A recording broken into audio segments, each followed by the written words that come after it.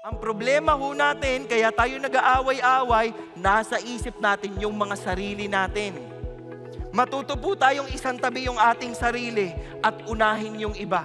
Do nothing from selfishness or empty conceit, but with humility of mind, regard one another as more important than yourselves. Hindi naman sinabing bawal niyong alagaan ng sarili ninyo. Huwag ho kayong mamumuti ang mga mata ninyo sa bahay. Inuuna ko ang aking pamilya. Sila lang ang papakainin ko dahil mahalaga sila. Hindi pwede.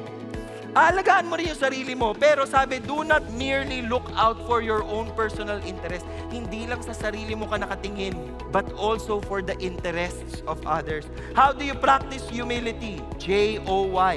Jesus, others, tsaka ka titingin sa sarili mo, yourself.